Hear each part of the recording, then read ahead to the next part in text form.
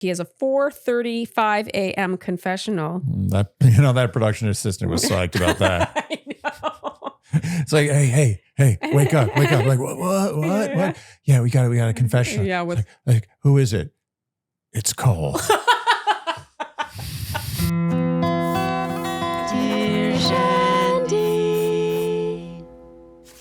Welcome back to your brand new and actually first ever Dear Shandy Temptation Island recap, listeners. Hello, Andy. Hello. How are you today? I'm doing okay. Okay. Yeah. Only okay? No, I'm actually doing quite well. Andy's in a very good mood. We have done, it feels like many shows that were of the temptation variety and the island variety. Yes. But never both together. It's true. And actually, you can have some respect for a show that just puts temptation in the title instead of like pretending that there isn't temptation. Well, that's a lot of this show. It's not pretending. Nothing about this show pretends. It gives it to you straight. And I'll tell you something. Of all the dating shows, of all the reality dating shows, this one's the classiest. And you wouldn't guess that based on the girl with the coconuts over her boobs.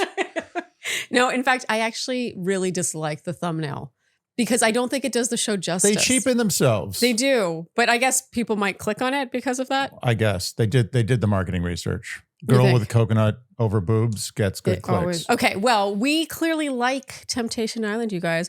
Should we tell them about our history with this show? Go ahead. I actually watched the OG Temptation Island way back, like around the time when Bachelor started. Ooh. We're talking like 20 years ago. Yes. I know.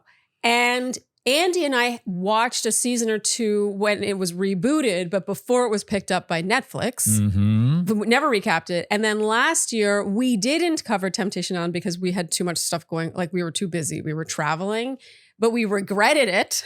You did. And so this is our first time ever covering Temptation Island, even though we, know a lot about it. Yeah. We did have Mark Wahlberg, the other Mark Wahlberg, on the podcast. I'll link it out here. He was one of our earlier Hot Topic guests. It was Confessions of a Reality TV host, I think. Yes. A dating show host. So we were circling the wagons of Temptation Island, but we just haven't recapped it yet. To the extent where, actually, fun fact, when they filmed this season, the one we're watching, the one we're talking about now, they were on Big Island. Yeah. And we actually were on Big Island at the same time. We were just there for like 10 days, but still. And I knew through the grapevine that they were filming. And I was like, do you think Mark would remember us? And then we felt too shy to actually reach out. That's ridiculous. We should have reached out. I know, because after our interview, he was like, this was so much fun, you guys. Like he liked us. He liked us, you liked us. We saw it.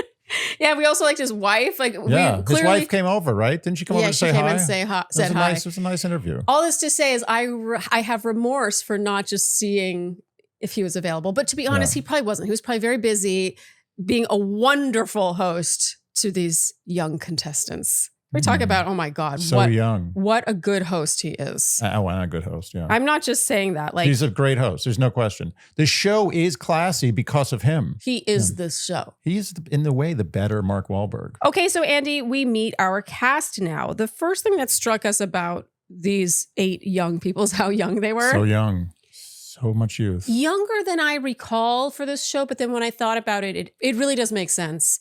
Because, the younger you are, the more likely you are to have a messy relationship. Yeah, have a messy relationship and also maybe act messily on TV, which we're getting. The stakes would be higher if the couples were older. They just would be. And you can even see it in this show, like not to spoil, but Scarlett and Cole seem to be playing it the most safe because they have the most to lose because they're past their early 20s. Yeah, and they feel a little bit older. A little bit more mature. Yeah. But you know what? It's a good testing ground because between 18 and 25, that's where we make all our relationship mistakes. That's where we have the worst relationships. We don't know what we're doing. Yes. We keep making the same mistakes, but you learn. Yes. That's where you get your graduate degree in dating. It's so true. And it's interesting to see these couples that are, in school going through some troubles. They're still in school, yeah. And they also look very young, which brings us to Cheyenne. Post 9/11. We're watching shows now with people who were born after 9/11. Oh my God. How does that make you feel?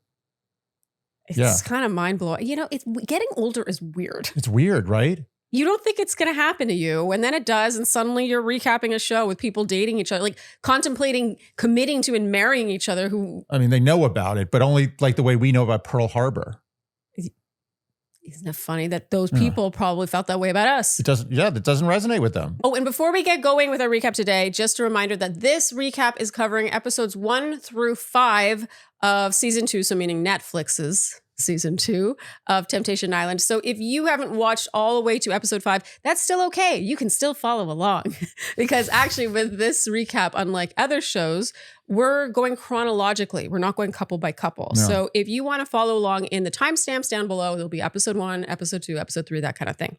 We thought that chronological would work best for this show. Definitely. We put a lot of thought into this, you guys. Okay, so Cheyenne and Jack, Andy, you could not get over how young he looks. Yeah, I mean, he literally looks 100%. If I had to guess, if I didn't hear him talk, just a headshot, 15. He does look 15, but he's actually 25. 25. Where is his hairline? His hairline is, where does it start? Where does it end? It's true. He kind of looks like a Monchishi. He's totally a Monchi or an Ewok that got shaved except for his head. So Jack cheated 3. Here's a little ditty about Jack and Cheyenne, 2 American kids growing up in the heartland. Thank you. Just had that one in your back pocket. I mean, how can you miss that? I know, you're right. He cheated on her 3 years ago. When he was 12. When he was 12 and has been trying to make up for it ever since.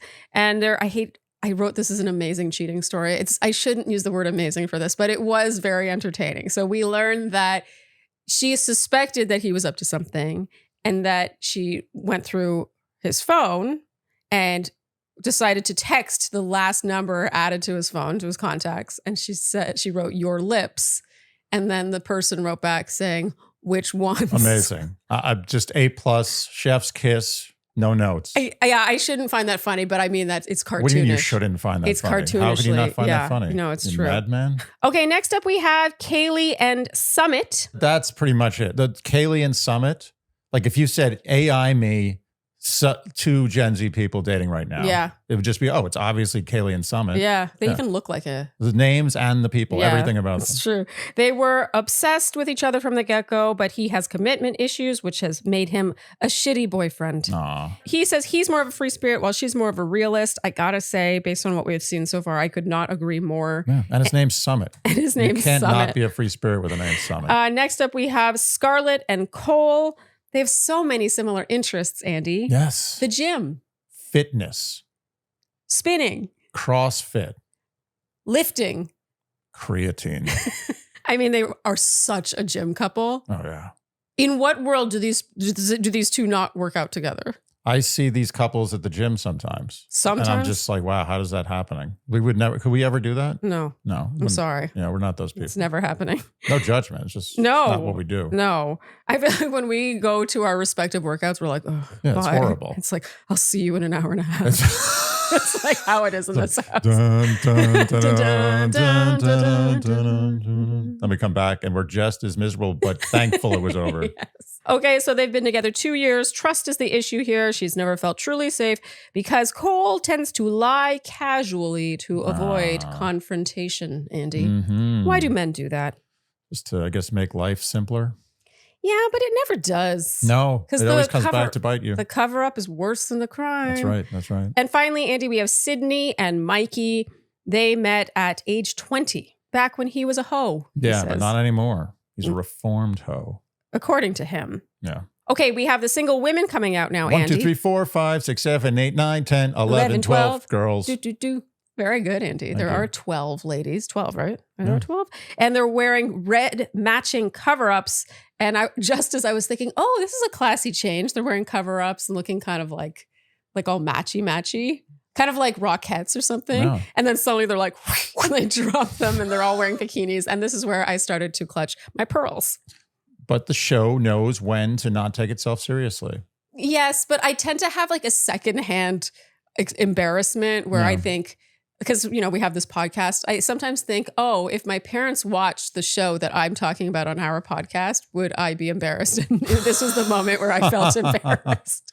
But again, this show makes itself seem trashier than it is. It's not trashy. I know this was very obvious and in your face, but actually, you get to know these women. Yeah. They're more than just girls who are showing off their booties. Showgirls. They were so comfortable in their skin. Yes. Where do they find these ladies? Where do they find Where them? do they find them? What establishment do they find them at? What establishment? I mean, casting, I will say, has outdone themselves. Yeah. The single men now come out. It was funny how the boyfriends are like, wow, at the things the men were saying. Yeah, they're cute. They were cute. They were like, I think at one point, Xavier says something to Sydney about how much endurance he has. And Mikey's like, oh, wow. Okay, so the couple say goodbye to each other. The most notable moment here is for Cheyenne and Jack for me, because he's the one who cries. Yeah. And apparently it was his idea to come on the show. He's the one who cheated. He's the one who's been trying to like regain her trust. And now he's the one crying. Yeah. I gotta say, the vibe I instantly got here is that he really loves her, but he is desperate to get out of this relationship. And he doesn't know how. No, he needs to get out. I also think she wants out too, to be honest. They should not be in this relationship. It's run its course. It oozes badness. You can see it oozes staleness and incompatibility. Yeah. It's like when something's just been together so long that like, and they're so like codependent on each other that it starts to like look like something else after a while. And you could just tell that they just need to just be on their own for a while. Yeah. Okay, so now at the men's villa, Mikey is bonding with the three amigos, India, Jasenia, and Christelle. I have to admit, he's very funny with them, but it felt so much more platonic than I was expecting, considering how much Sydney had spoken about what a hoe. Well, he called himself a hoe. She talked about how he wasn't faithful. She couldn't trust him. But then seeing him with all these women, I was expecting him to be more of a Lothario than he was. He's a clown. He's the clown. He's the clown. And actually, watching him, I actually don't think he has game. No, his clowning is good. Yes. And girls, sometimes like a clown. Yeah. Clown, it goes in the ranking of who gets the most girls. Mm-hmm. It's in high school or college. It's the jock. Then it's first the cool musician who plays by his own rules. Oh, I think jock.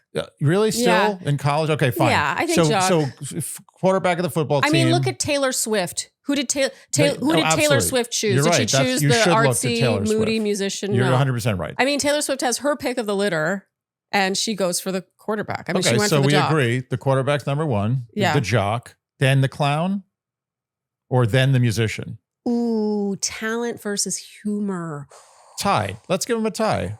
A good clown takes a decent musician any day when it comes to getting girls. Yes. I think making a woman laugh is almost impossible to beat. But however, a really a talented man. Oof. Yeah. Well, the best is a jock who can be a clown and is also a musician. Yeah, but rarely is a jock those other things. True. To be honest, it's possible that a really good clown and a really good musician are number one, and then the jock just lives right below them. That's what I originally thought. I mean, you're pulling Taylor Swift into this. So maybe Taylor Swift, maybe this says something about her. Oh, really? Watch out. I know. You got about 600 million people waiting to comment. Okay, so now Jack and Carter starts playing a significant role in this show. They talk about the club scene because she is a bottle service girl. I wouldn't have guessed. Are you being sarcastic? She does seem like a girl who does bottle service. I also like how she's like, I do bottle service. Like that's what I do. I do it. I do bottle service. That's what she does. So pretty much the requirement for being a bottle service girl is just you're like hot. You're pretty and you're very extroverted. Yes. And you got good shoulder strength, right? You got to be able to carry those bottles. Yeah, no, it's not light. It's true. Yeah, so it's another skill. What are you getting at? Turns out he wants to be a club promoter. He says, I don't want to grow up. I mean, I believe him. I could picture him at Chuck E. Cheese. I mean, the guy. Yeah, this I thought was so honest and colors Jack for me, honestly. Yeah. He doesn't want to grow up. I mean, why would you want to grow up? He's 15. He's 15. I didn't want to grow up then either. Okay, so now the first date choices.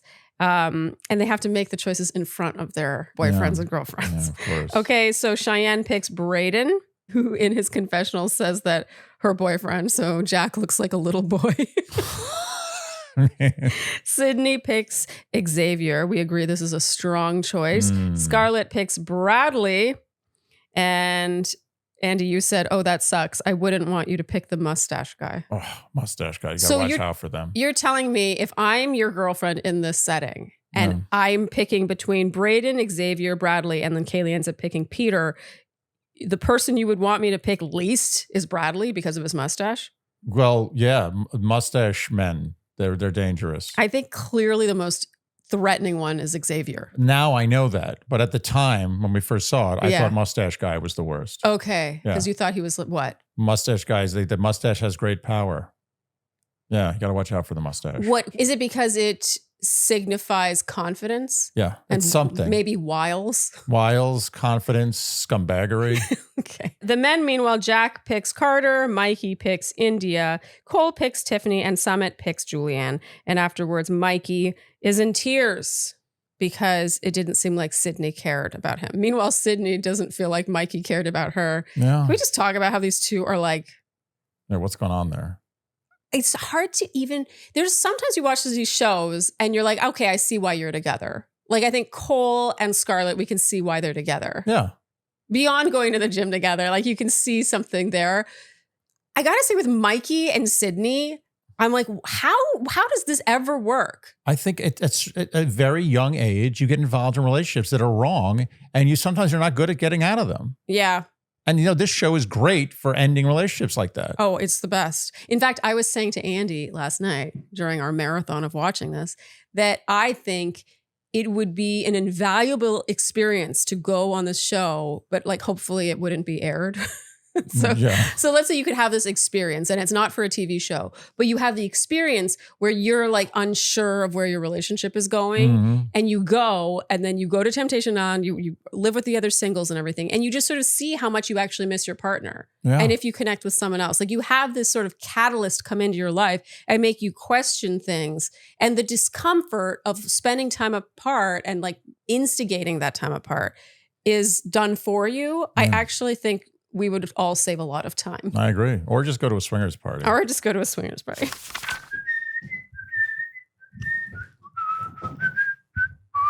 I just got back from a trip to Imaginary Island. But look how stylish you were on your trip, Andy. Let's see this set over here. So Andy here is sporting the Metro backpack by Monos in the mahogany. This is vegan leather. This is the medium check-in in terracotta. Look how happily and snugly the backpack sits on the back of the suitcase here. I love that. The front compartment is removable, so you can put your electronics and things in the seat pocket in front of you. They've thought of every little nook and cranny, every compartment. I just think that they know what they're doing when it comes to luggage, and everything's so pleasing. And I also like the luggage.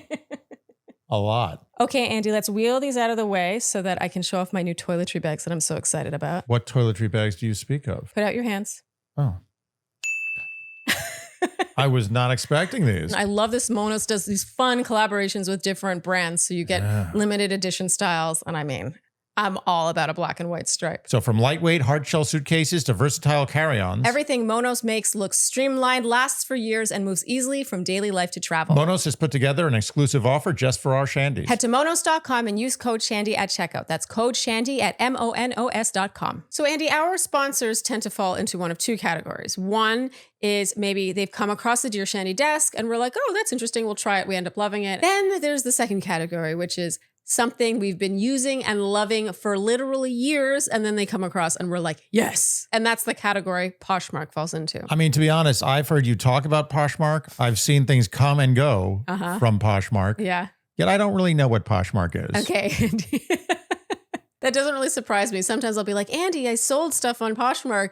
And he'll be like, okay. You list things on Poshmark. You buy things on Poshmark. Maybe you wore something once. Maybe you bought it and never wore it at all. Maybe it still has tags attached. Maybe you wore it a ton, but there's tons of life left. It goes on Poshmark. And let me tell you, I have found things on Poshmark that I thought were gone forever.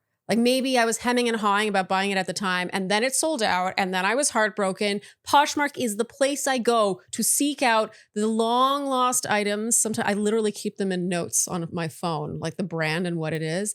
And then I look on Poshmark and I have found those items. So would you say that Poshmark is the leading fashion resale marketplace in the country? I would say that, Andy. I have sold countless things on Poshmark. And then you grow a balance based on your sales. You can choose to spend that at Poshmark. You can transfer it to your bank account. Or in my case with my Sharleen joint Poshmark, I donate it to the Central Park Conservancy. Honestly, I believe in this concept. It is fighting back against fast fashion. It is giving fashion a new life. So new deals and styles are listed every day, so don't wait. Download the Poshmark app and use code Shandy when you sign up to get $10 off your first purchase. Or shop now at Poshmark.com/Shandy to get $10 off your first purchase. That's Poshmark.com/Shandy, Poshmark.com/Shandy.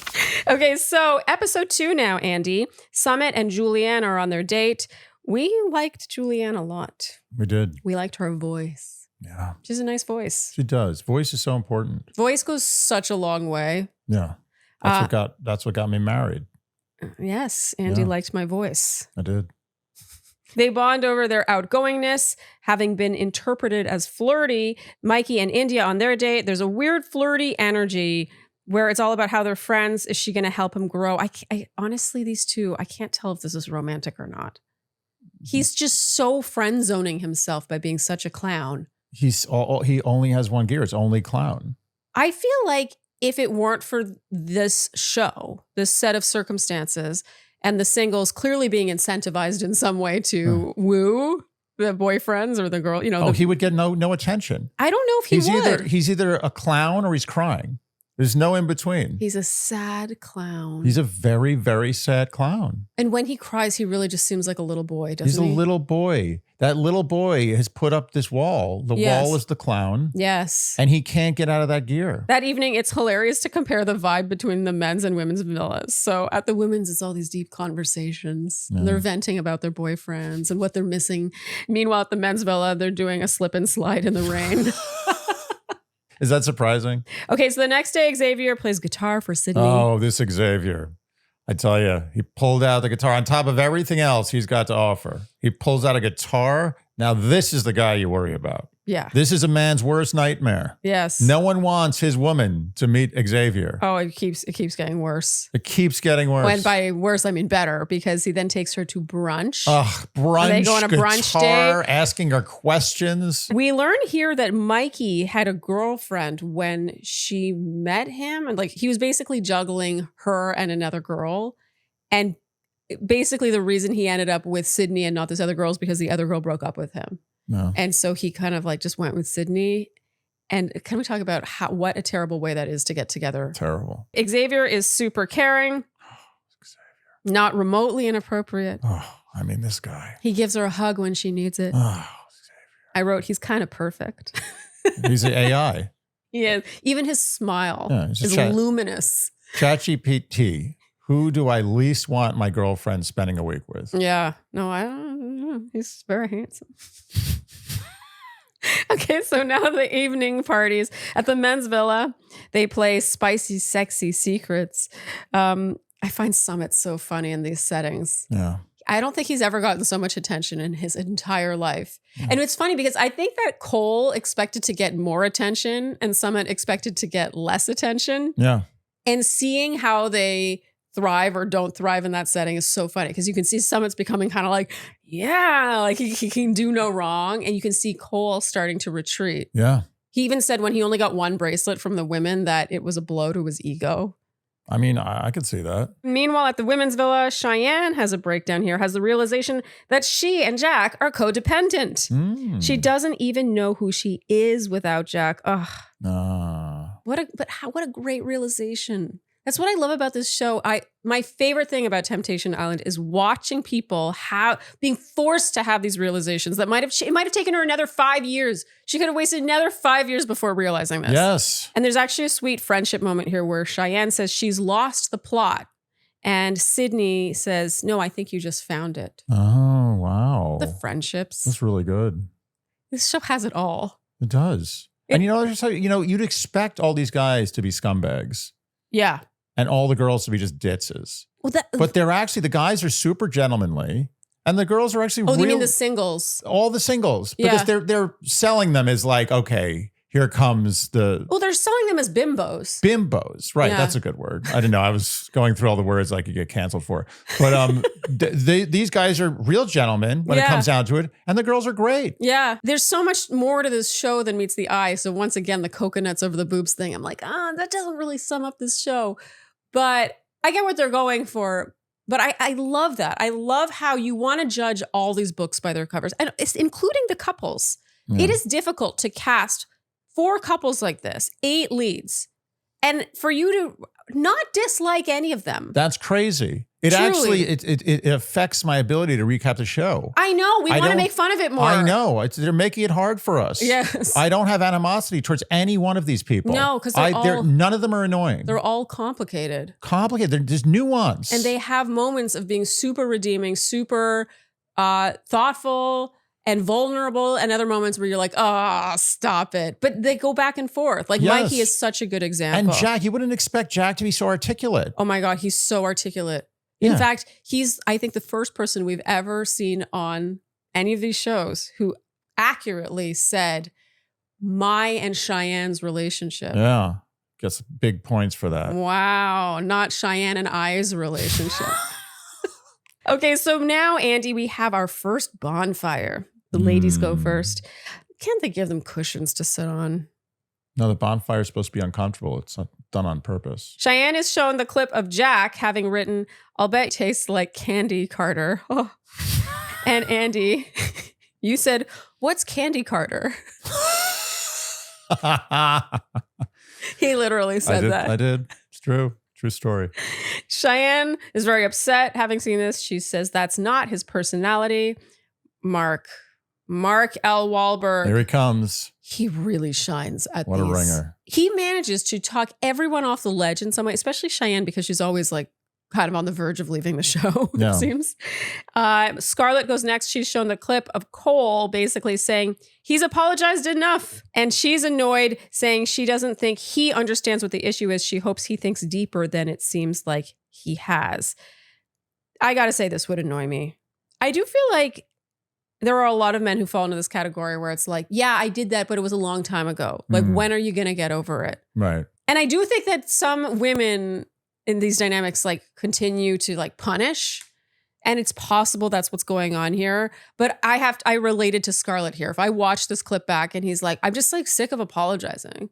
Like, what are we doing here? It's like, we are here doing the thing. Like, that's all you have. That's all you have to come up with after being here for a few days. He's not doing the work right now. No.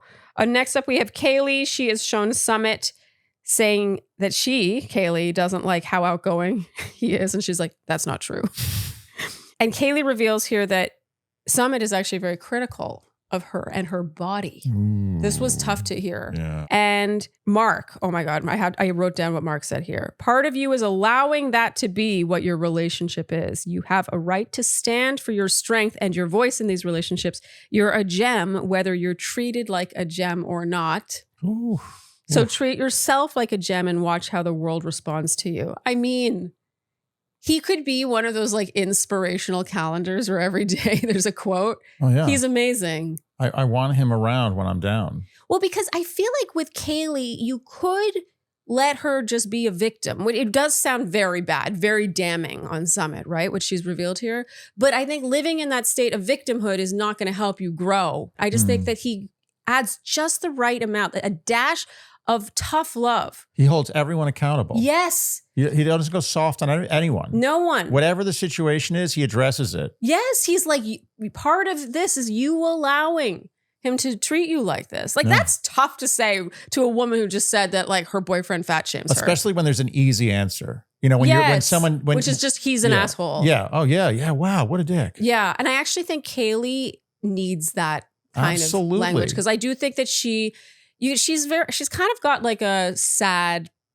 puppy eye going on. The thing is, 2 people are in a relationship. If you're staying in a relationship and you keep saying this person's doing this terrible thing, you have to look at yourself. Why are you here? If that's true. Totally. And are you part of the problem? Yeah. Like if you don't see yourself as part of the problem, whether it's you being weak or you being flawed in the relationship, or then you're purposely putting blinders on because you're in the relationship. The evidence is there. You're the one in the relationship. Yes, Andy. Am I Mark Wahlberg? Can I do it? Maybe this is your I'm coming for you, Wahlberg. And finally, Sydney is shown Mikey with his 3 amigos, and India saying he needs to cut the goofy stuff. Basically, like this isn't romantic. Like if I like India's like his school teacher. Yeah, he needs this. I mean, that's so funny. Yeah, as you said before, like no one's going to say that to him in regular life. They just wouldn't when they're go not for on him. TV in this situation. Yeah. No one's going to say, oh, listen, if you want to have any chance of getting laid here, you got to stop doing that. Yeah. No, it's just like, she's like, I'm on the show. Like, we have to like you. You have to make this a little easier for us. Yes. Make it like make a move. Yeah. This is uncomfortable. I got to say, India is wonderful. Solid. He's lucky she's there. Also a great country. Are you making some remark about people whose names are countries, Andy? You know, it's a choice. What's another one? Georgia? So many. Georgia. Actually, it was hard. We can do this. Okay. We got to think of one. There's no England. England's a name. Yes. England's a name. I've never heard of anyone being named I've heard a couple England. of Englands. There's no Poland. America? Yeah. I'm better at this than you. You are. I got to think of one. There's no Italy's, right? No Poland's. No Kazakhstan's. What do we got? What do you got? We're going through Hungary. Go for ones that end with A. Yeah. Libya? No. Israel. Is that a person's name? Yeah, a lot of Spanish people are named Israel. Really? Yeah. Yeah, I know a few boxers named Israel. Really? What's ironic is that the boxers named Israel are Spanish, but you know. Argentina. I don't think no, that's BS. No one's named Argentina. What the hell? That's no. Yeah, you said that with a lot of confidence. Kenya. Oh, that was a good one. Good job, Andy. Thank you. Okay, so our big cliffhanger with this episode is Sydney running off in tears. She doesn't want to talk. Of course, at the top of episode 3 now, Mark talks her off the ledge and turns her rage into open-mindedness about exploring something there. We think Xavier. It's not like that's a shabby option. Yeah. Didn't need Mark Wahlberg to explore that. Andy, you said what I love about this show is it's sick, but there are no gimmicks. That's right. It does make it hard to make fun of this show. I can't do it. And it's refreshing, to be honest. I don't feel like I'm being made a fool of watching this show. Sometimes I watch reality TV and I'm like, it's insulting to my intelligence. And you notice they don't have big cliffhangers. Yeah. No big cliffhanger. You don't need cliffhangers. No, it's just a steady burn. Yeah. Okay, so now as the men drive to their bonfire, they seem extra stressed. And Angie, you said, isn't it funny how cheaters are always the most worried about their partner cheating on them? It's true. It's Liars, so true. always worried about other people lying to them. Totally. Criminals, always worried about other people stealing from them. When I think about, like, we've spoken before about how we've both cheated and been cheated on in our, really around this age range. Oh, yeah. Right, that's like, a prime cheating. Like when you're still in school, so to speak. you're still in college for relationships. I remember when I was in that relationship, I was also the most jealous and paranoid. Absolutely. It's because jealousy. You're projecting your own behavior. Yes. So as they're sitting at the bonfire, Andy, you said Summit looks like he could be Jack's dad. It's unbelievable. They're literally the same age, and somehow he's 34 years older. How is that even possible? Like, how does he look like that? Summit looks older for his age, yes, and Jack looks very young. So Cole goes first. He's shown Scarlett basically crying about him. Amazing hosting by Mark. And there's a lot of us just fawning over Mark's hosting, but he's so good. He says he feels he's shown accountability. He's given Scarlett everything. He treats her well. He's surprised that she's still crying, basically. And Mark says, what impresses me is the canyon between your perspective and her perspective. It is so much harder to do this than it looks like. Oh, so hard. To challenge someone and not just agree with them Hold them accountable. Also have them reframe something. Yes. He's constantly doing that. Yeah. Yeah. He's constantly having them reframe. Yeah. Like question what they believe without putting them on the defensive. He says, what have you been doing to grow? And Cole says he doesn't know how to grow. He doesn't know the procedure. And Mark is like, there is no procedure. He only knows how to bulk. I will say he does seem like a bit of a gym bro. Yeah, he's pretty swole. Mark says there is no procedure, Cole. You have to look deeper than you're looking, which I mean, I agree with wholeheartedly. Jack goes next. He's shown Cheyenne saying he never plans dates. And this gets like, he reveals that Cheyenne, quote, shits on me for not having money. I gotta say, I believe him. Yeah. Like I can picture Cheyenne doing that. And I think for a young guy, that can be so harmful. It's sort of like shaming a woman. I mean, basically what Summit does to, a lot of what a woman, like the world values beauty in a woman, right? And having a certain kind of body, a certain kind of face, certain kind of hair, a certain kind of skin, whatever. So I think what Summit is doing to Kaylee is terrible and maybe causing long-term damage. Sure. But I also think that with a man, men move through life like needing to be providers, needing to be established, successful. Like that's one of the pillars of attractiveness in a man is like how established and successful he is. Yes, like, the trappings that you have. Career and money. Yes. And I think it's really rough to sort of ridicule or to talk down to a guy based on how much money he has or doesn't have. So this sort of set off like a red flag for me. I mean, yet another red flag. Did we need another red flag with these two? Okay, next, Summit is shown Kaylee saying he isn't kind about her body. He does not deny it. No. But he does provide a little context saying that Kaylee will say something like she wants to grow her butt. And him, with his feeble man brain, will say, oh yeah, you should do squats then. And then she'll be like, oh, you're saying I have a small butt. It's entrapment. I think that they're probably both right and both wrong. Yeah. He handled it poorly. Yeah. But he kind of got set up a little bit. And but I don't know if that's the way it usually goes down. Maybe it's more proactive on his part. Maybe he just says, oh, hey, I think you should do more squats. Yeah. I do think that there is a certain level of ignorance a man can have in a relationship where he says stuff like this. So it is interpreted as hurtful as can be, like 10 out of 10 hurtfulness. Yeah. And really, he's just like, oh, I'm trying to help. I don't understand what the issue is. He's 25. Even though he looks 40. Okay, and now Mikey is shown Sydney really getting along with Xavier, biting her lip while he plays guitar. Ooh, no one wants to see that. And Mikey breaks down here saying that he thinks God put him on this earth to make other people feel good and have fun. And Mark's like, but are you having fun? Are you good with this? He's like, no, but it's all good. And Mark's like, the it's all good is the problem here. It's like these guys have so many walls up. I can't wait to see them come down. Yeah. It's going to be so satisfying. Okay, so the women return to all the men holding flowers for them, which was cute, I thought. Sydney tells Xavier she has clarity now. Later, he gives her an adorable card he made. Oh my God. Oh, the card. Was the gift. Oh, that was it. It's over. With the peel here. The peel here. I mean, who's not going to fall for that? You're the prize, Sydney. Oh, Xavier. Andy, you said, I want to date this guy. Sydney is struggling and Scarlett talks to her. Scarlett tells Sydney the reason she came here was to blossom. This might be the best thing that ever happened to her. I mean, I agree. And these friendships get me every time. I'm like jealous of the friendships they're forming. I know, me too. Through this process, like the way they support each other. Yeah. They're in the trenches together, more so than almost any other show we see, if not any other show. It's true. It's true. If you compare it to, let's say, Ultimatum, where I do think there's a similar element, I don't, you see friendships with the women or the men, like you see friendships, but I don't feel like they spend the same time together. They don't even spend close to the same amount of time. Like these women are living under the same roof. Yeah. They're seeing each other cry, they come to the bathroom and talk them through it. They're hyping each other up. It's really a beautiful. They're going through one of the most transformative, painful experiences of their young lives.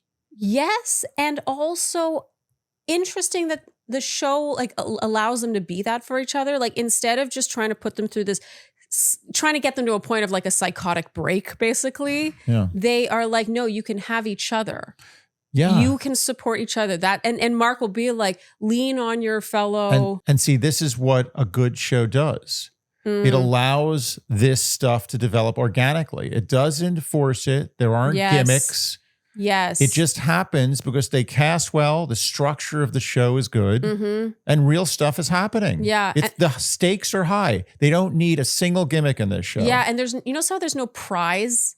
There's no competition. No, you're not winning anything. No. You're actually losing. Yeah, but winning by losing, maybe. The only way you can win is to lose. Yes. And I just thought the women you're not against each other in any capacity. Maybe if one of the single guys in the house, two of them were interested in, but I feel like that never happens. And so, yeah, it's just fascinating to watch. Like if you eliminate a prize, you eliminate competition, and they are all like overcoming this pain. Like, and the stakes are high when you've been with this person for like 2, 3, 4 years or whatever. Yeah. It's a beautiful thing to witness, watching friendships form. Absolutely. It really is a love story. Yes. Multiple love stories. And also, by the way, you don't have to get married or engaged at the end. No. Okay, so Cole is tossing and turning at night. He has a 4:35 a.m. confessional. That production assistant was psyched about that. I know. It's like, hey, wake up. Like, what? Yeah, we got a confession. Yeah, with like, who is it? It's Cole. I mean, sweet Cole. Yeah. I do think Cole is a good guy. He's a good guy, just doesn't very deliver good. the words. He's not good at articulating himself. That's fine. You could tell this confessional went on for a long time. Yeah. They were kind of like cutting to different moments. And he said almost nothing. I bet if you asked him how to burn your lats, he would have a lot to say. Okay, so now we have double dates. Sydney and Xavier and Scarlett, and Clint goes salsa dancing. Xavier is really winning Sydney over. He picks a flower and puts it in her hair. And we couldn't believe how good this flower. Perfect flower. No flower on earth looks better in her hair than that flower. And no person ever has looked better with a flower in her hair than Sydney. Right. And it just happened to be Xavier who found that flower. Yeah. Is he a real person? I don't know. I don't know if he is. Everything about that was too good to be true. Yeah. Although, Andy, were you as upset about that flower being plucked as, say, a tulip? No, that flower was a totally sustainable.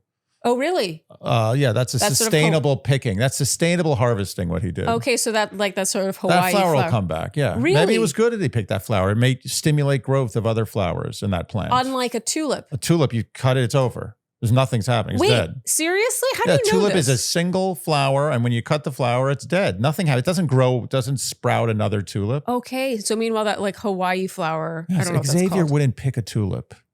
He's perfect. He's not an idiot. He's no John from Age of Attraction. Okay, so Cheyenne and Preston and Kaylee and Zach go dirt biking, and here Cheyenne with Preston, I think, says the thing. The thing. I don't want to see him end up with anybody else and it not be me.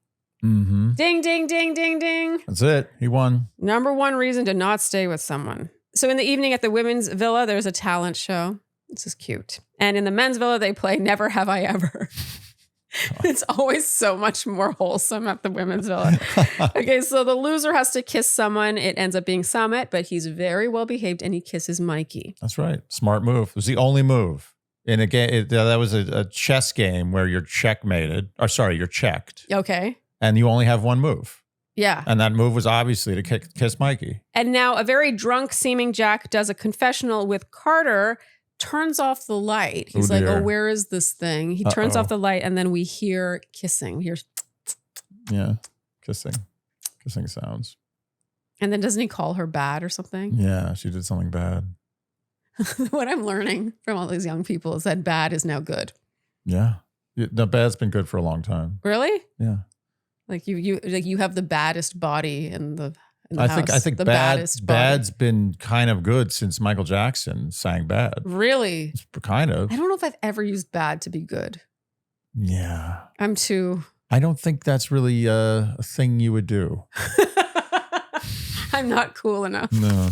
One skinnular sensation, every little step you take. Da, da, da, da, da, da. One peptide formulation, making me look really great. Da, da, da, da, da, da. I don't have any more. Oh, Andy, that was so good. Thanks. It's true. One peptide formulation. I mean, isn't science what we want in our skin? And I want it.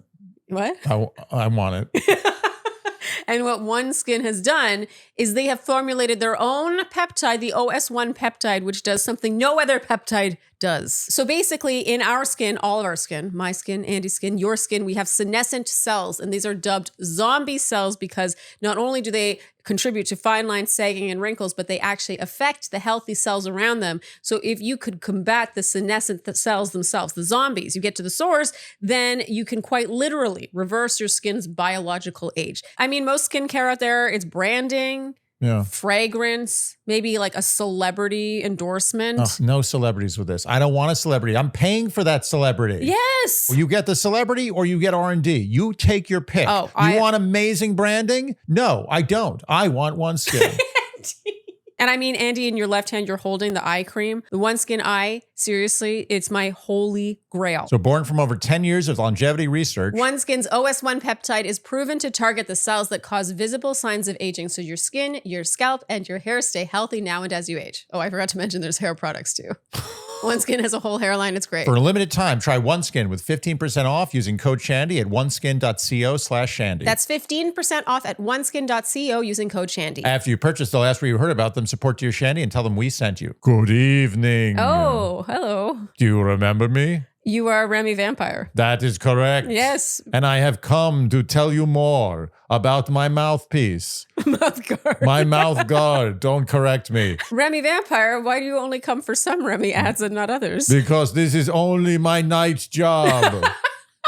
Well, Andy is here. I'm sorry, Remy Vampire is here to tell us about the Remy Night Guard, which, by the way, is a night guard that is custom and delivered to you at your home. You never have to leave your sofa. So basically what they do at Remy is they send you an impression kit, an at-home impression kit where you mix the putty, you stick it in the little tray, and then you bite down, you hold it for a couple of minutes, and then you send that impression back to Remy, and then they send over to you custom night guards. You get 2.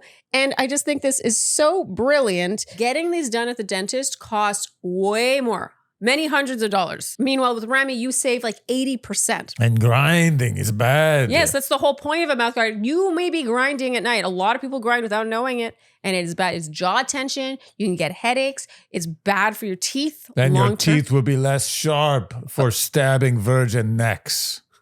Exactly. So protect your teeth with Remy by using code Shandy to get 50% off your new custom night guard. That's 50% off at shopremy.com. That's shop, REMI.com/Shandy with code Shandy. And we thank Remy for sponsoring this episode. Okay, Andy, we're on to episode 4. It is traveling like wildfire through the house that Jack and Carter kissed. No. And I think it's so funny. What is the incentive that the singles have? There is some sort of incentive. I want to know, is it financial incentive? No. Because the women... Screen time.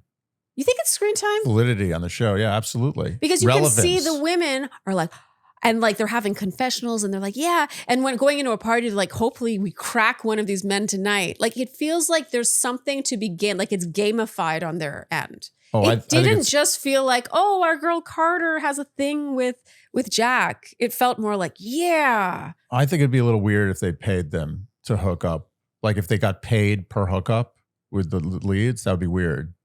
I mean, I agree, but doesn't it feel like more than just bragging rights? I think it's a self-contained system. I mean, I think it has incentives that are inherent in all these shows. Like if you hook up with one of the cast, the main cast, you're going to have a lot more screen time and it'd be more relevant to get more Instagram followers. But wouldn't it be enough to just have lots of conversations with them? Like for example... No, that's not, no, but you're not locking it down. If you make out with one of them, you're locked down as a main character now. Is that what it comes down to? It's gotta be. They're not paying them. It's too classy a show. It's not that classy. I mean, I don't know about that. When I think about... It would be a free-for-all. I don't agree with you. It would be a free-for-all because if that was the case, then they'd be like trying to make out. But like, they kind of are though. No, I don't agree. No, they're playing their cards right. If they come on too strong, then they're going to get like... But they would just jump on a guy and start making out with him if that was the case. It's not. No. It has to be like voluntary. Okay, it's too convoluted. They don't get paid. I think that there is some kind of like something like you don't think... Okay, guys, you tell me. I want to know. No, I don't agree. You don't think there's anything in it for them? It's self-fulfilling. If you hook up with the cast, you're going to have more screen time. You're going to be more talked about. Okay, Shandy's, I want to know if you agree with me or Andy. We clearly disagree, like vehemently. No, I think there's something in it for them. No. The energy is just too victorious. No. Okay. All right. Okay. Meanwhile, at the women's villa, Cheyenne, okay, she's like in the lounge chairs with some of the men.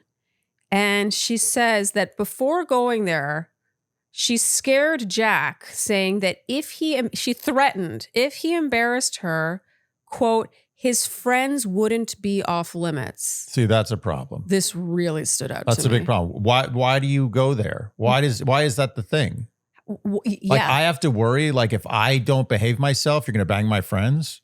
Like, what kind of relationship is this? And I couldn't really tell if this was a joke or not. That's the thing about her, is that she has this air of like, she actually reminds me a little bit of Nikki Glaser, where she delivers things with a sort of humor, but you're like, are you joking? Yeah. In this case, I'm like, are you joking? Because that's a crazy thing to say. That's crazy. To threaten that you will hook up with one of his friends. But again, she is showing her age a little bit. A little bit? I mean, like, she sometimes seems very mature, but then she drops something like that, and I'm like, oh, you're 23.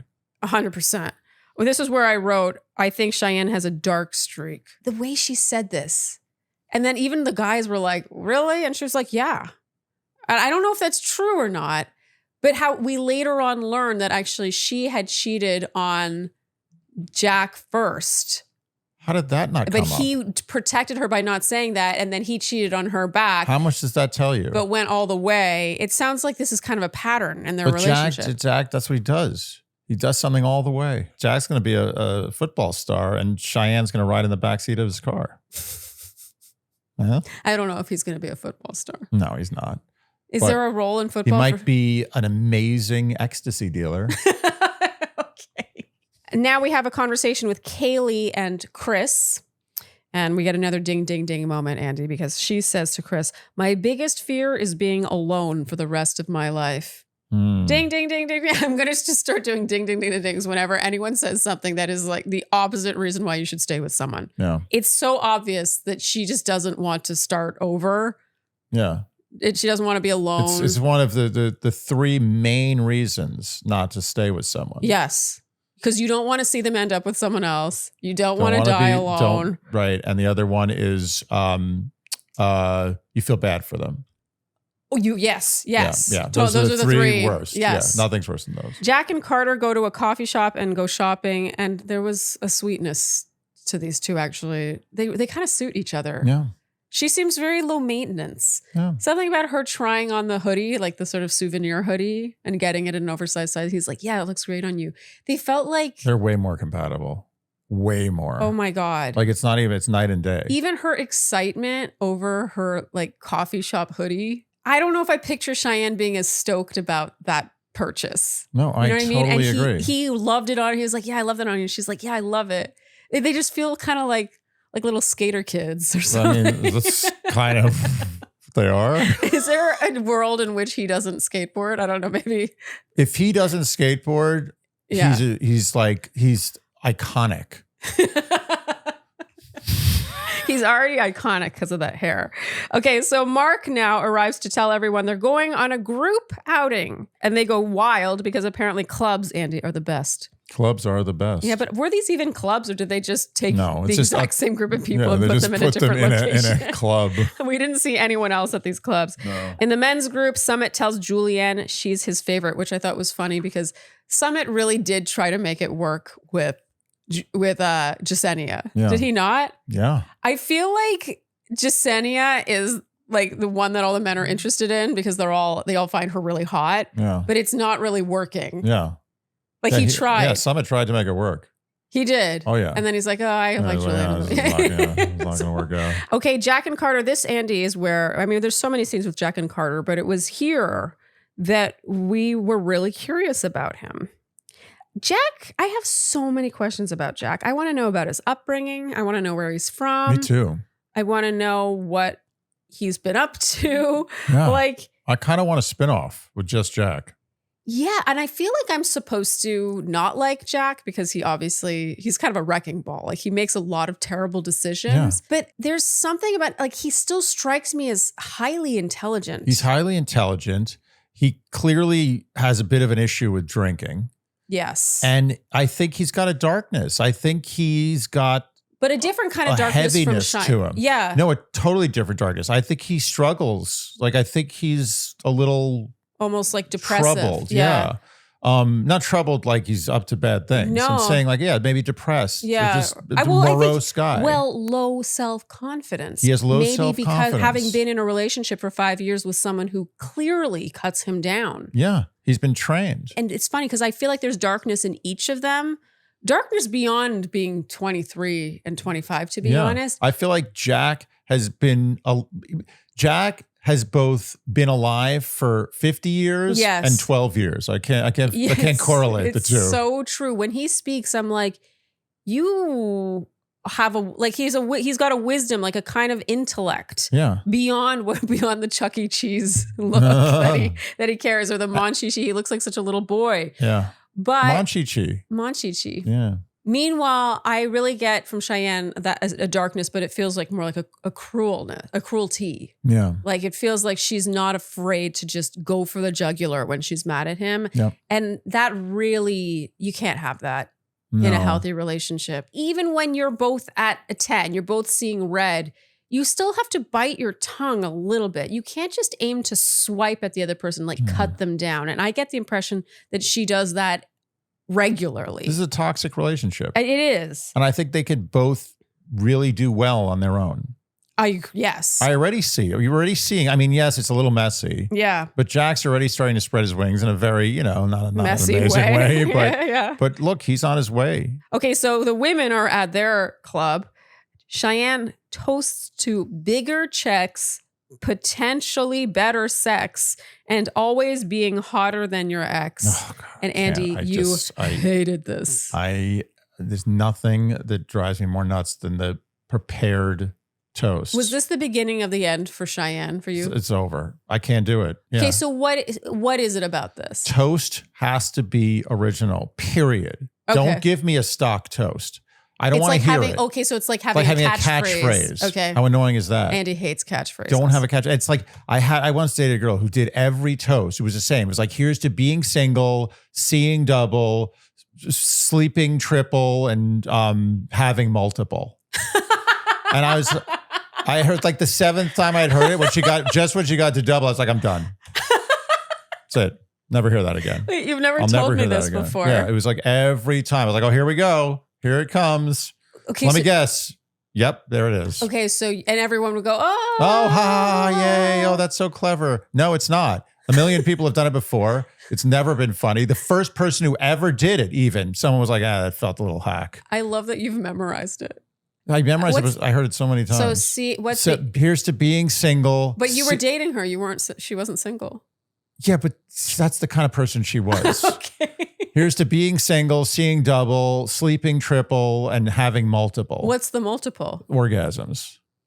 Oh. It's just it's so awful. It's so awful. I hear that so many times. I also just have to point out that she toasted to bigger checks. Yeah. Yeah, bigger checks. All I'm saying. She wants it to rain. He's not making it rain. No. He's not even making it drizzle. No. And that's a problem. Problem for both of them.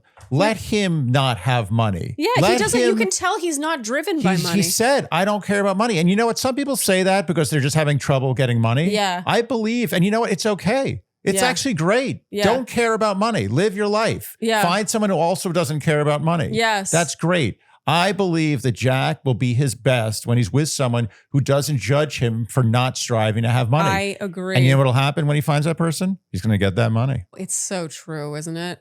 He needs someone to believe in him. Yeah. He needs to believe in himself, actually. Well, they say do what you love and the money will follow. Yeah. It really should be love yourself and the money will follow. It's true. It's all about money. So the goal is always money. Yeah, just got to get that money. Okay, Xavier performs a song at the club. Of course. Why this guy? What is this? I wanted him to sing, though. That was a little bit of a miss. Is that asking too much? I think that the not singing was Andy, was you said if problem. he sang, it would be too good, too much. It's so cute how much Sydney loves it. He's up there kind of like twiddling away on his guitar and she's like, I love watching her open up with him.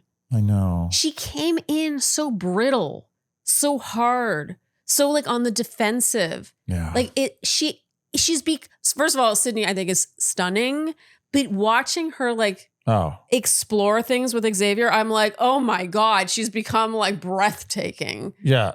And it's also some of these shows, like you get the feeling that a little bit of the romance is a result of the possibility of bigger TV time and Instagram. Yeah. There is nothing about this romance that is not Xavier. Xavier is all she thinks about. She is not thinking about anything else. Yeah. He's into it. Yeah. This is a real thing. It's so beautiful to watch. And also I think really believable because that's what I'm saying. They live near each other. They live near, this is a real thing. Oh. You know who should be the happiest? If he truly loved her. And this is the if you achieve this, you have achieved the highest level of being a human, is Mikey. Yes. If Mikey saw the bonfire and was like, wow, she's really happy and I'm really happy for her, that would make him, essentially a god.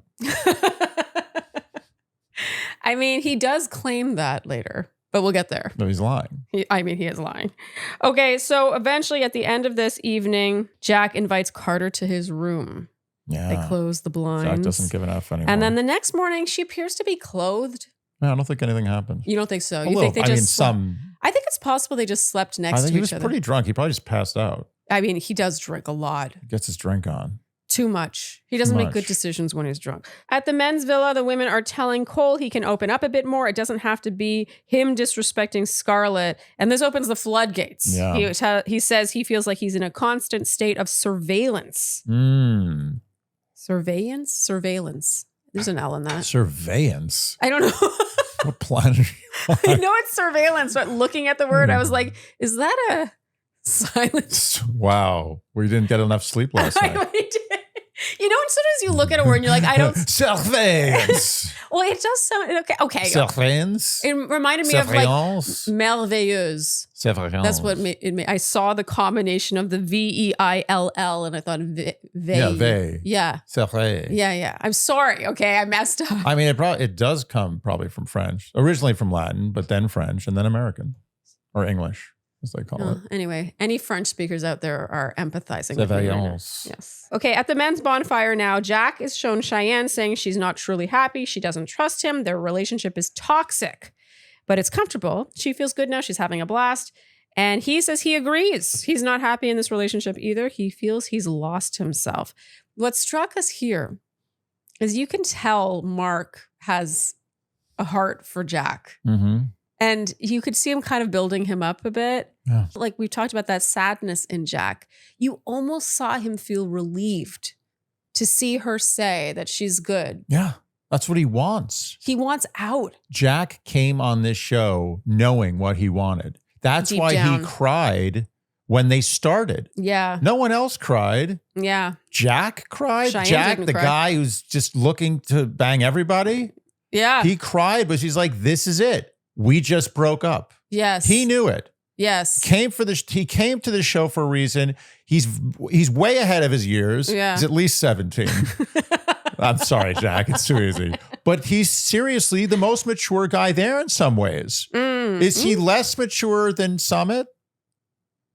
Is he less mature it's than funny. Mikey? No, it's funny you say that because I actually think in terms of being vulnerable and speaking like from the heart, being honest. And being comfortable in his own skin. Yes. Knowing himself. Yes. Even if he's not super happy with himself, he knows himself. Yeah, like not denying his feels, not pretending to be someone he's not, or not pretending to feel a way that he doesn't. He actually blows the other three men out of the water. Absolutely. Like Cole is kind of like, I've apologized enough. He's not honest with himself. Yeah. And then you've got Summit who's like, I'm just trying to have fun. I'm just an outgoing guy. He's just a babe in the woods. Yeah. Mikey's a clown. No, Mikey. And he's got too many walls up. Mikey's a sad clown who won't admit that he's a sad clown. clown. It's all walls. Yes. It's a denial of the walls that are up. They're up. Everyone can see it. Yeah. And then you've got Jack. God, we really like Jack. I feel weird liking him because he does so many terrible things. Well, I know a lot of people are probably, he's going to be the villain of the season. Do you think? I really feel like there's not really a villain of the season, but if there is one, it's feeling like it's going to be Jack or Cheyenne. And I think that a lot of people are like, how are you defending Jack? But Jack is doing the right thing in that he's getting out of this relationship by any means necessary. Yeah. Well, that's kind of the point of the show. How is the point? Okay. How is the point of the show anything other than exploring? You got 12 hot singles, like basically primed. You're not getting turned down by anybody. No, it's you're just like, you and you. Okay, this way. And they're like, okay, fine, let's do it. That's how it goes down here. Yeah. So that's how it feels anyway. So what are you supposed to do? What are you supposed to do if you're not happy in your relationship? If you're like, this relationship is a mess, what are you going to do other than hook up with people? It's Temptation Island. What are you supposed to do? So you support what Jack is doing? I don't support the way he went about it necessarily. Yeah. But in the end, if this is the way to get out of this relationship once and for all, this toxic relationship that neither of them can get out of any other way. Yeah. Then let's do it. Yeah, no, I mean, you want to rip it off, right? Yeah. Rip off the Band-Aid. And it's not like they don't do it to each other. That's the thing we're about to see. But basically, she sees what he does and then she goes and does the same thing. And then the red light goes up, we'll get there. But it's like, they're just going at it. And I feel like that even within this show, it's clearly a microcosm of their dynamic on a bigger scale. Yeah. How there's like this retaliation and going he knew back it. And forth. He knew she would retaliate. Yeah. Yeah, it's so funny when the red light goes off. He's like, when the red light goes off, that will be Cheyenne. Yeah. And he ends up being right. I'm like, wow, you guys know each other. But it's amazing. It is. But he also must have known from the beginning that was going to happen. Yeah. So he knew it. It was she sort of just fell into the plan. Yeah, yeah. He wanted the red light to go off for her. Yes. I feel like it's hard not to talk about them the most, to be honest. They're the most interesting couple. Okay, well, so Cole is shown Scarlett venting about him and bonding with Bradley. And Mark encourages him to ask the women in the house what they see in him and be willing to hear it. And you could see him beginning to maybe think about cracking open. Yeah. He's a slow burn, Cole. Yeah. I would love to see him really surrender to this. I think there's so much more to him than reps. Okay, Mikey now, he sees a lot of Sydney with Xavier, and he's like, oh, nothing I saw makes me uncomfortable. If that's the guy for her, then I commend her. I saw that coming. We knew he was going to be like that. Like, oh, no problem there. Yeah, no, I'm totally fine. I'm fine. It's cartoonish. It is. And then Summit is shown Kaylee saying, would the father of my children make me feel this way? And he doesn't really get why she feels this way. He says, am I really such a shitty boyfriend? And Mark, this got me. He's like, well, can you name what are some couples you saw growing up where you were like, wow, they really have it together? Yeah. And he says he can't think of one. Mm-hmm. He was raised by a single mother. He never had a dad. And he just didn't really see any examples of love. He's like, okay, well, the love you do know is between, a mother and a son. So like that is love you understand. So that loving someone is loving them for who they are, like not trying to change them. So you would never say to your mother, I wish you would be more like this, but that's what you're doing to Kaylee. I thought that was really deep. Very poignant. Yeah. And you could see this hit Summit. Like he used an example that would work for Summit and you could see it working. Okay, so now we have the women's bonfire. Scarlett is shown Cole saying, okay, this is his interpretation. If he lies, she's mad, but if he tells the truth, she's mad. So it feels like she's always mad. Yeah. And again, I really do feel like you can see by his behavior, by his physicality, it feels like he's nervous all the time. And she says it's hard when it's so recent. And Mark is like, what do you mean recent? And then she gives this example of him going to the track with his friend. And she has to ask, is anyone else going to the track? And then he reveals, oh yeah, this girl who DM'd me is coming to meet us at the track. Did I hear this right? That's crazy. And she's like, I just wish I didn't have to ask to find that out. I mean, that's a very reasonable thing to expect. If I'm going to the track alone, you're like, why are you going to the track? Yeah. Right? What is the track? They're just like running? Oh, you didn't know what the track was. What is it? The track, like a running track? The track is betting horse races. Oh, okay. Betting on the horses. Okay. Sorry, I was thinking like track meet. You thought they were going to a track meet. Okay, but what's the point you're making? It doesn't make a difference. Wait, maybe they are going to a track. I mean, he works out a lot. Wait a second. I think you might be right. No. I think they were going to a track to run together. No, I think it's more likely that they were going to the this betting random track. Girl from Instagram was meeting them, it was a racing track. It was probably a betting thing. Yeah. That's really random thing to go to. It's weird. It's random either way. Any track is a weird thing to go to with a girl who just DM'd you while you have a girlfriend. Name a track that's normal for, like, if I was like, oh, I'm going to the track, you'd be like, first of all, what the hell are you talking about? What track? That's I'd be what like, I would okay, say. I'm going to the betting track. Okay. I'm like, oh, you're going with one of your buddies from high school or college? Like, no, some girl just DM'd me and I'm going to the track. You got something to say about that? I mean, it is very weird. And I would also be frustrated given the history that he wouldn't think to volunteer that information. Again, the cover up being worse than the crime. I gotta be honest, of all the cheating situations that we've heard about so far, this stands out to me. Like, that's a damn weird thing to lie about. Yeah. And it's a damn weird thing to do. Yes. Well, I really feel people think that lying by omission is not lying. Like, if that's how it feels. He's like, I want an easy life, right? Like, I don't want to bother telling her about it because then I'm going to have to answer to her about it. But just that's the issue. I mean, we still haven't unpacked this situation enough. Well, because here's the thing about Cole. I'm trying to figure out Cole and Scarlett because I'm spoiling our predictions, but I kind of think that they might end up together. They're the ones that stay together. Yeah, out of all the couples, I can picture them sticking together. But I'm like, I don't understand really what's there. Like, what's the thing other than going to the gym together? Like, this seems like such a stupid thing to omit. Is that really just him? Like, it didn't occur to me? But forget about omitting it. What about the act of doing it? Yeah. Why is he getting DMs from random girls who he ends up going to the track with? Is it possible it was his, because he said he was going with his friend and then this other girl was meeting. Is it possible the girl DM'd the friend? I think there's something lost in translation here because if he just got a random DM from a girl and said, hey, let's go to the track. And then he meets her in person. And then lied to his girlfriend it's about. Insane. It makes no sense. I agree. We missed something. It's crazy. I'm just going to give him you guys the tell us benefit if of the we doubt. heard this wrong because I feel like I'm going crazy. Okay, so here's where Scarlett says she wishes Cole had more depth. Deeper conversations.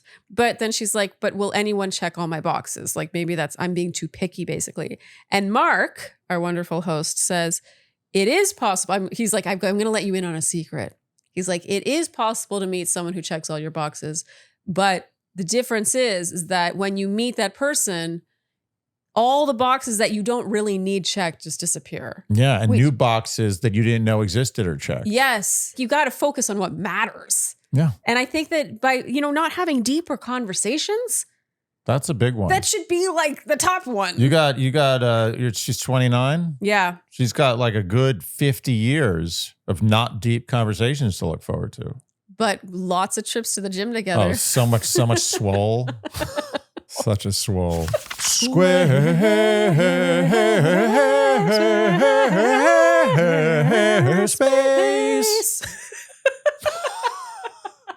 It's shockingly hard to harmonize. Flight of the Valkyries. Mm-hmm. And you know why Squarespace reminds me of Flight of the Valkyries? Why? Because Squarespace, not unlike the Valkyries that fly over the battlefield to take fallen heroes to Valhalla, Squarespace will take your shitty website to a place that makes it good.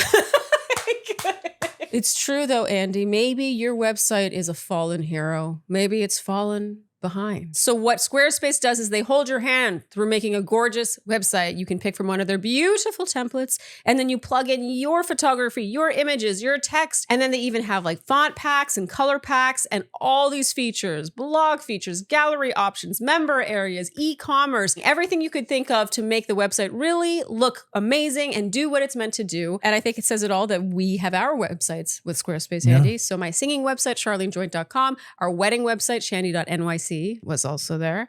And dearshandy.com is there. That's where we sell our merch, doing the e-commerce thing. I mean, the proof is in the pudding. We believe in Squarespace, and we think you should too. So go to squarespace.com/Shandy for a free trial. And when you're ready to launch, use code Shandy to get 10% off your first purchase of a website or domain. Again, that's squarespace.com/Shandy for a free trial. And when you're ready to launch, use code Shandy to get 10% off your first purchase of a website or domain. Okay, and now Cheyenne, this is our big cliffhanger. She is shown everything with Jack, and she loses her shit and basically storms off the show, which Andy brings us to episode 5 finally. Yeah. So she's like, I'm done. I'm not doing this anymore. She's one of those. Yeah, she was done. Yeah, and then they're like, here's your contract. Go turn around, go back. And so Mark talks her off the ledge. And I gotta say, what I wrote was, is it just me or is she not even crying? Things are a little shitty between Jack and Cheyenne. That's it. You love that song, Andy. It's a good one. Okay, it stood out to me here that she is not crying. Yeah. Mainly because the words she's saying, it's really like, he's such a loser. She calls him a bum. He's never going to be anything. She can't stand him. She keeps calling him a loser. She loves that. Yes. She says, next. She says, what a f***ing loser, over and over again. And Mark finally says, her choice of words points to a bigger issue. I mean, I agree with him, obviously, but you can see that she doesn't really listen to or process this. No, and Andy, she's doing a Mikey. She's doing a Mikey. Yeah. Yeah. Where she's angry, or she's like, she's not being authentic. It's a show. What she wants to do is cry. Yes. Because I feel like the obvious reaction would be tears here. And it will be. It will be later. It eventually gets there, but she has to get all that anger out, which is false. In her confessional later, she finally cries and says, I just feel embarrassed. Isn't that interesting that that's what she says? Not, I'm heartbroken. No, she's angry about being embarrassed. She says, I feel embarrassed. It's they're constantly jockeying. They're constantly trying to get over on one another. Yes, but for her, it feels so image-based. Like how before she threatened to hook up with one of his friends if he embarrassed her. Yeah. Not if he broke her heart, if he embarrassed her. I just think there's something to be said about that. No, I agree. It's like how she's perceived. It's not about her actual heart. Okay, Sydney now is shown Mikey with India. It's very tame, and she's so unaffected by this. I am. I wrote, this is the glow of someone who's met someone new. She's just like, oh, I'm glad he's having a nice time. Yeah. It's like, what's next? She is so over it. Done. She is gone. The easiest way to get over someone is to meet someone new and someone, better for you. Yeah. And it's very clear that that's what's happened here. Oh my God.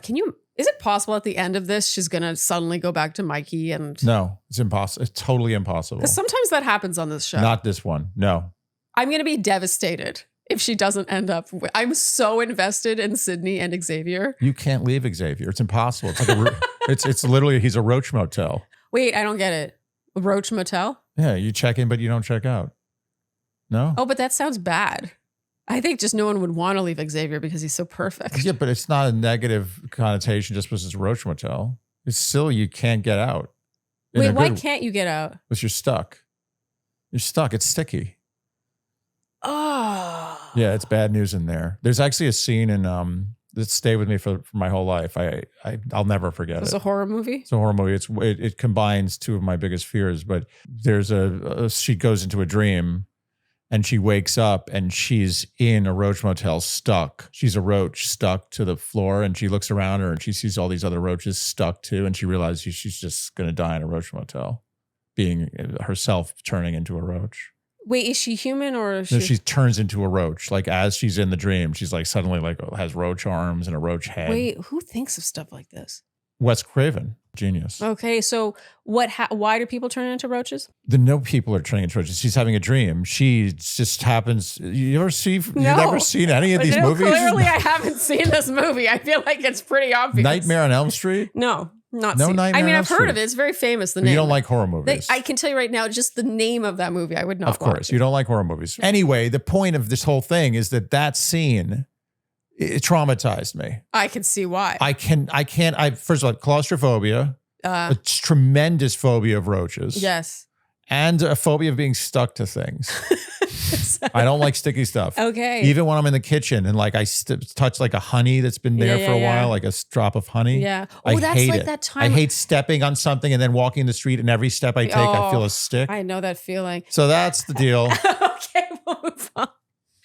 Okay, so Kaylee is shown Summit talking to Jasenia, and then I thought this was a low blow. This was a little beneath this show, but they show Summit descending on Jasenia for that kiss because he lost the game.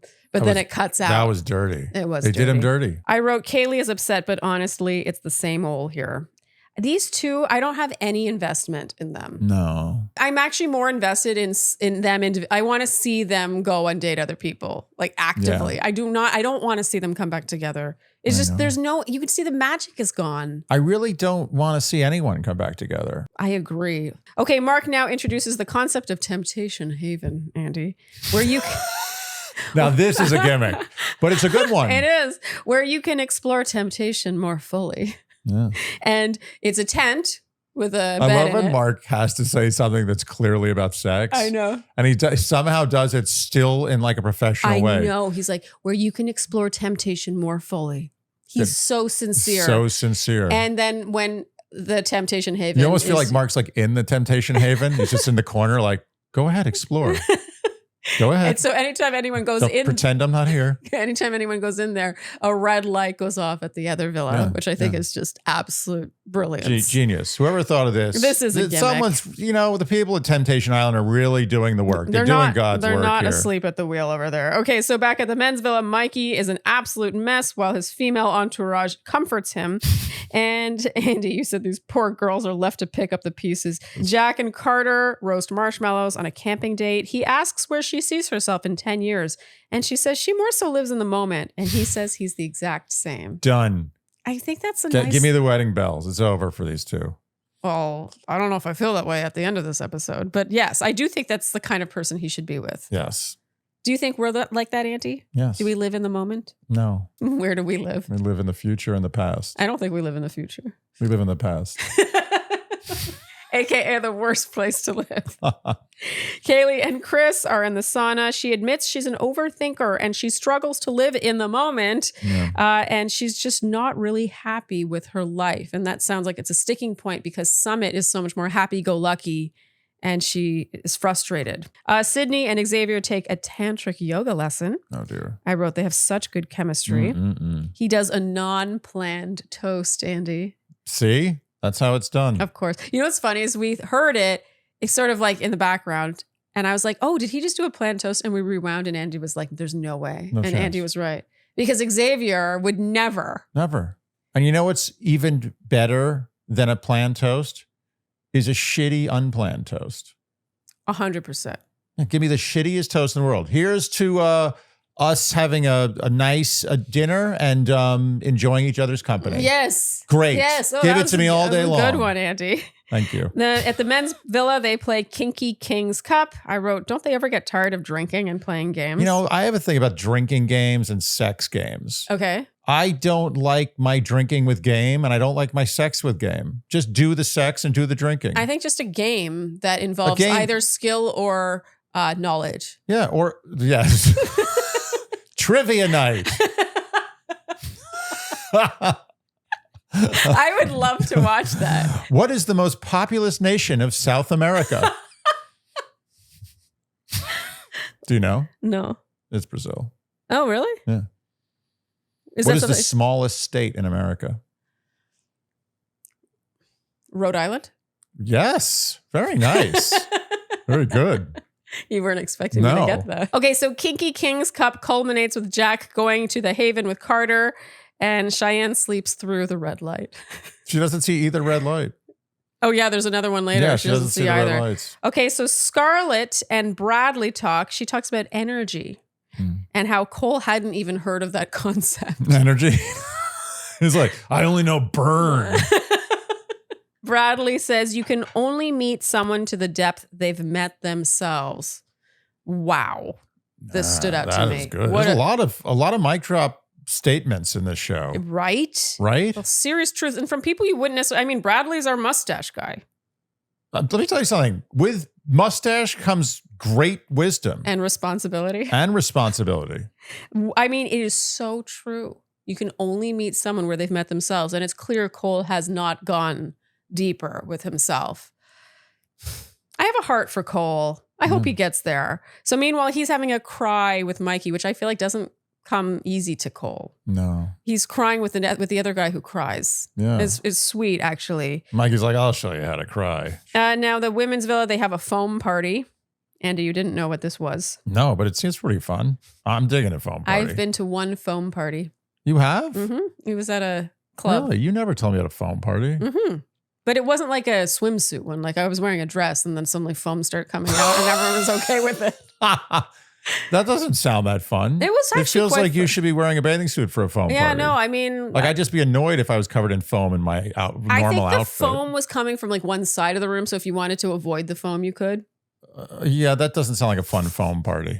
As Sydney, you're only interested in No, I'm actually not. I have no remorse that I never had a foam party now that you described it to me. Okay, so at the foam party, Cheyenne heads to the Haven with Preston, and hilarious how upon seeing the red light on his side, Cole shouts, "Jack, get in there!" I said, honestly, Cheyenne and Jack are making this season. Yes. Okay, so at the men's villa, meanwhile, they're having an ABC party. Andy, you said, I've never heard of this. Do you remember what it is? Anything but clothing. Very good, Andy. Yeah. You're learning so much, so many parties. Yeah. I never had any of these. Oh. I never went to any like interesting parties. You went to way more. You grew up in New York City. You went to way more interesting parties. I never went to gimmicky parties. No, that's what I'm saying. These are parties had in places that are not New York City. You do not need a foam party and an anything but clothes party in New York City. I would have liked to have one of those. I also would have liked to have one of those silent dance parties. Oh, really? Yeah, with the headphones. Yeah, the I silent never did one disco. of those either. Silent disco. I never did that either. You could. We had that on the cruise ship. I know, we had we were the on a option, but it was cruise. a little grim, the situation there. Didn't seem like a great Well, what are you saying, Andy? Andy didn't like the crowd. Yeah, it was like the silent era disco. As the women dance, Andy, you said you refuse to believe there isn't at least one or two strippers in the group. I mean, the dancing was too good. On. We say this as a compliment. Yeah. I could not believe how good the dancing was. Yeah. I mean, like it was like, okay, now you have to dance sexy. And it was like dropping to the ground, like splits. The twerks. I don't know. I think we're starting to get giggly. Okay, so now a very drunk Jack tells Jasenia she's got, quote, the baddest body in this crib. And she's like, thank you. And he says he wants to explore things with her and knows it'll be a shitstorm, but he says he doesn't care. This is in his confession. I mean, he's so drunk here. He's even drunker than he was the first night of drunkenness. He just keeps getting drunker. Yeah, and I mean, this is not a good look. This is not this. I'm torn because on one hand, I'm like, he is such a kid in a candy shop Absolutely. right now. But I also feel like he's spent all this time getting to know Carter, who I think is legitimately becoming invested in him. So that's really cruel. It's more so cruel to do to Carter than to Cheyenne. Absolutely. Like he's already done the thing to Cheyenne. Cheyenne, it's over. That's it. But now he's just also throwing Carter out. I think that's kind of where things get dicey for me. Yeah, I mean, I think the drinking is a bad call. He makes very bad decisions when he's drunk. Very something bad. that no one else does, but you know. So Jack takes Jasenia to the Haven. She seems a bit embarrassed, but goes along with it. And we hear her inside the Haven. We hear her say, "Button up your pants." And Andy, you said Jack's acting how I act in a dream when I realize it's a dream. Okay, so explain, Andy, what you mean by this. Oh, I mean, I would say once a year, maybe if I'm lucky, I have a waking dream. Oh, sounds amazing. That's great. And at some point, I'm like, I'm dreaming and I'm fully in it. Yeah. Like I'm dreaming and I feel like I'm going to be in this dream for a little bit longer. Yeah. And I go hog wild. I just go hog wild. Any boob I can grab, making out. I'm just taking two at a time, like anything I can get. Yeah, because and no one has anything to say about it. You know you're dreaming. You can I'm get away in control. with it. Okay, in your dream, are people all cool with it? 100%. Well, because in your dream, everyone is you. Yeah. So you're just touching your own boobs. I don't care. My boobs are great. You do have great boobs. Thank you. But so in your dream, everyone's just cool with it. They're like, yeah. Yeah. Oh, no one has anything to say. They're all down. They're actually almost like, come on, let's go, hurry up. You don't have that much time. They're working with me. Yeah. Oh, they're in on it. Yeah. Oh my God. Yeah. Okay, so I do get that from Jack here. It feels like in the beginning he bonded with Carter the most, and he's like, okay, it's cool. And I like her. I'm like finally spreading my wings. I'm not under Cheyenne's watch. However, it feels like he's been here for a little while now, and he's like, wait a minute. I feel like none of these girls are going to turn me down. That's sort of how the vibe is, right? Yeah. And I don't know, maybe they will. I didn't think Jasenia was going to go along with this, to be honest. Yeah, but she did, sort of. We don't know. Like, how much did they really do? A little bit. She was they definitely made out. Yeah. That's enough. But I feel like, what did he do to woo her? He just said she had the baddest body in this crib. Well, that's very nice of him to say. It is. There's a lot of good bodies in that crib. A lot of bad bodies. Or sorry, bad. A lot of bad bodies. Terrible bodies. Terrible bodies. But yeah, it felt like he was just like, oh, wait, this is a once in a lifetime opportunity. I am in a waking dream. And he was drunk enough to probably feel like he might have been dreaming anyway. So when he in his confessional said, I don't care. I know I'm going to look bad. I don't care. Do you believe him? Yes. I think Jack does what Jack wants to do.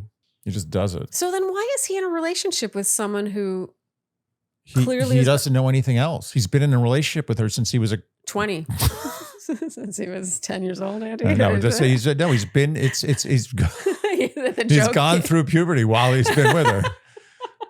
Okay, Andy, that brings us to our predictions. What do we predict for Scarlett and Cole on 3? 1, 2, 3. Yay. Yes. Yeah. I just feel like they're not playing around enough to not end up together. No, they want to stay together. Yeah, this is more of like a personal self-growth thing for them than like ending the relationship. Okay, next, let's do Sydney and Mikey. 1, 2, 3, nay. If they get back together, I will be upset. That'll be one of the most shocking things I've ever seen on reality TV. I will be very disappointed in her. She's too smart to do that. She's too smart. Okay, Andy, next up, Kaylee and Summit. Okay. 1, 2, 3, nay. Yay. You think yay? Yeah, I do. Oh, really? Yeah. Are you happy about that? No. Okay. You think they should not end up together, but they will end up together. It's not a strong yay. I have my doubts, but I'm gonna go yay, because I have to go somewhere. Okay. Okay. And finally, Andy, Cheyenne, and Jack. 1, 2, 3, nay. Nay. Yeah. Okay. So you think 50% of the couples will stay together. Okay, Andy, this ends with who would we go for? And obviously none of these people are age appropriate. This is based on personality only. Thank you. Okay. Thank you for the disclaimer. Okay, so I'm going to guess who you would go for personality-wise. I feel like mine's easy. Yeah, yours is super easy. You would go for Sydney. Yes. Yeah, obviously. Yeah. Which is great. 100%. No question. It's the easiest who I would go for ever. Ever. Okay, and do you want to guess who I would go for? I mean, are you allowed to go for some of the singles, or it has to be anyone on the show? Oh, anyone? Yeah. Obviously, Xavier. I'd be angry if he went for someone else. It's obviously Xavier. Yeah, as long as it's not mustache guy. Okay, Andrew, that is a wrap for this recap. We will recap the rest of the season in the next recap. Yeah, nice. Okay, if you enjoyed what you heard today, you know what we will ask of you, and that is to like, subscribe, hit the notification bell, follow us on Instagram and TikTok, leave us Apple and Spotify podcast ratings and reviews. Tell your friends, hit the hype button, and generally do all the things you would do to support a podcast you enjoy. Thank you so much for tuning in, and we'll see you next time. Hey, Boo Boo Bear. Oh, yeah. Oh my gosh. Oh my gosh. Goodness. Oh my goodness. Look at this thing. Look at this thing. She's so... You guys, we never get sick of how cute she is. Okay, go to mommy. Okay, Boo Boo. No, that way. Go to mommy. Ruby. No, mommy. Ruby, go to mommy. Yes. Thank you so much for tuning in, and we'll see you next time on Dear Shandy. Bye-bye. Oh, go.